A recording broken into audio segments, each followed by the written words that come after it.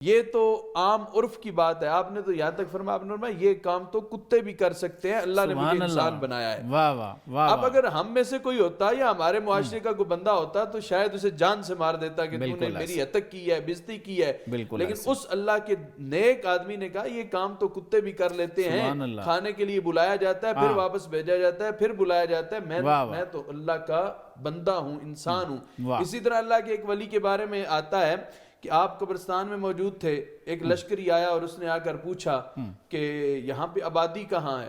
تو اللہ کے ولی نے کہا یہ آبادی ہے۔ اس نے کہا یہ تو قبرستان ہے۔ پھر پوچھا آبادی پوچھ رہا ہوں، آپ نے فرمایا یہ آبادی ہے۔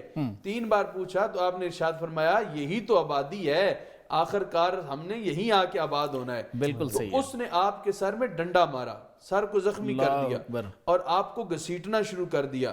جب گھسیٹ کے شہر پہنچا تو لوگوں نے کہا بدبخت یہ کیا کر رہا ہے، یہ تو اللہ کے کامل ولی ہیں، تو نے ان کے ساتھ یہ معاملہ کیا؟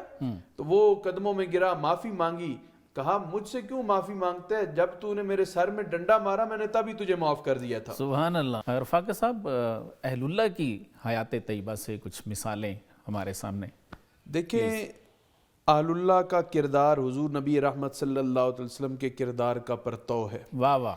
کوئی بندہ اہل اللہ بنتے ہی تب ہے جب حضور جانے کائنات صلی اللہ علیہ وسلم کی کامل اتباع وہ اختیار کر لیتے ہیں۔ سبحان اللہ۔ دیکھیں افضل البشر بعد الانبیاء حضرت سیدنا صدیق اکبر رضی اللہ تعالیٰ عنہ کے کردار سے لے کر آج تک ہمارے اولیاء کرام اہل اللہ کا کردار ہمارے سامنے ہے۔ حضرت سیدنا صدیق اکبر رضی اللہ تعالیٰ عنہ کے بارے میں حدیث مبارکہ میں آتا ہے کہ ایک بندہ آپ کو برا بلا کہہ رہا تھا، نبی اکرم صلی اللہ علیہ وسلم پاس تشریف فرما تھے، بالکل ایسے، اور حضور علیہ السلام مسکرا بھی رہے تھے۔ جب نبی اکرم صلی اللہ علیہ وسلم مسکرا رہے تھے، حضرت سیدنا صدیق اکبر سن رہے تھے، جب اس بندے کی زبان درازی حد سے بڑی تو حضرت سیدنا صدیق اکبر نے اس کو جواب ارشاد فرمایا، تو سرکار علیہ السلام کو جلال آ گیا، سرکار علیہ السلام کا چہرہ انور متغیر ہو گیا، وہاں سے اٹھ کے تشریف لے گئے۔ بالکل۔ اب سیدنا صدیق اکبر مزاج شناس مصطفیٰ تھے، فوراً محسوس کر گئے کہ معاملہ کوئی الٹ ہو گیا، فوراً سرکار کے پیچھے چلے گئے، جا کر عرض کی یا رسول اللہ صلی اللہ علیہ وسلم جب تک وہ بندہ مجھے برا بلا کہتا رہا آپ تشریف فرما رہے اور مسکراتے رہے، جب میں نے جواب عرض کیا تو آپ جلال کے انداز میں اٹھ کے یہاں تشریف لے آئے۔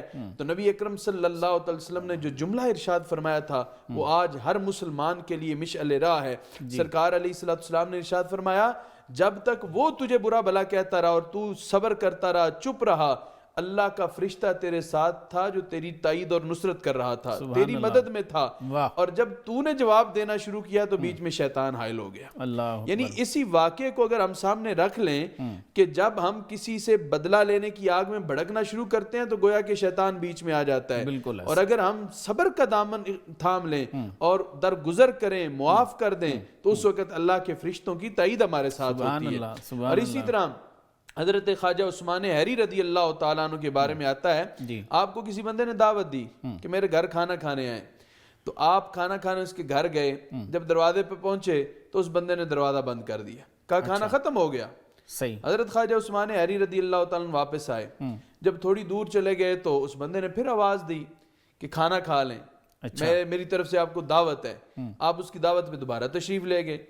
جب 4 بار اس نے یہ کام کیا، چاروں بار دروازہ بند کرتا رہا، تو حضرت خواجہ عثمان حیری رضی اللہ تعالیٰ جب چوتھی بار واپس جا رہے تھے اس نے کہا حضور تشریف لائیں، کھانا تیار ہے، میں تو صرف آپ کا صبر چیک کر رہا تھا۔ اب اس اللہ کے نیک بندے نے جو جواب دیا تھا، آپ فرمایا اس میں صبر کی کون سی بات ہے، یہ تو عام عرف کی بات ہے، آپ نے تو یہاں تک فرمایا، آپ نے فرمایا یہ کام تو کتے بھی کر سکتے ہیں، اللہ نے مجھے انسان بنایا ہے۔ اب اگر ہم میں سے کوئی ہوتا یا ہمارے معاشرے کا کوئی بندہ ہوتا تو شاید اسے جان سے مار دیتا کہ تو نے میری حتک کی ہے، بےزتی کی ہے، لیکن اس اللہ کے نیک آدمی نے کہا یہ کام تو کتے بھی کر لیتے ہیں، کھانے کے لیے بلایا جاتا ہے پھر واپس بھیجا جاتا ہے، پھر بلایا جاتا ہے، میں تو اللہ کا بندہ ہوں، انسان ہوں۔ اسی طرح اللہ کے ایک ولی کے بارے میں آتا ہے کہ آپ قبرستان میں موجود تھے، ایک لشکری آیا اور اس نے آ کر پوچھا کہ یہاں پہ آبادی کہاں ہے؟ تو اللہ کے ولی نے کہا یہ آبادی ہے۔ اس نے کہا یہ تو قبرستان ہے۔ پھر پوچھا آبادی پوچھ رہا ہوں، آپ نے فرمایا یہ آبادی ہے۔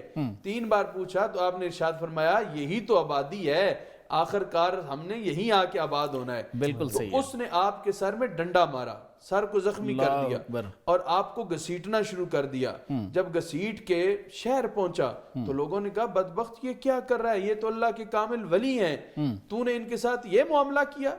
تو وہ قدموں میں گرا، معافی مانگی، کہا مجھ سے کیوں معافی مانگتا ہے، جب تو نے میرے سر میں ڈنڈا مارا میں نے تبھی تجھے معاف کر دیا تھا۔ سبحان اللہ۔ لوگوں نے پوچھا حضرت ایسا کیوں، اس نے آپ کے ساتھ اتنا ظلم کیا اور آپ اس کو، آپ فرمایا جب اس نے میرے سر میں ڈنڈا مارا مجھے تکلیف پہنچی، میں نے صبر کیا، اس صبر پر اللہ نے مجھے اجر عطا فرمایا، سبحان اور اللہ۔ جس بندے کی وجہ سے اللہ مجھے اجر عطا کر رہا ہے میں نے اسی وقت اس کو معاف کر کے اللہ کی بارگاہ میں دعا مانگی تھی کہ مالک جس کی وجہ سے تو مجھے اجر عطا فرما رہا ہے اسے بھی ہدایت عطا فرما دے۔ سبحان اللہ، اللہ تعالیٰ کی سبحان میری اللہ۔ دعا کو قبول کیا، اب یہ مجھ سے معافی مانگ رہا ہے، اللہ تعالیٰ اسے معاف فرما دے گا۔ واہ واہ۔ یہ اہل اللہ کا کردار ہے کہ ڈنڈے مارنے والوں کو بھی معاف درگزر کر کے وہ حضور علیہ السلام کی تعلیمات کا عملی نمونہ قوم کے سامنے رکھ رہے ہوتے ہیں۔ ماشاءاللہ ماشاءاللہ۔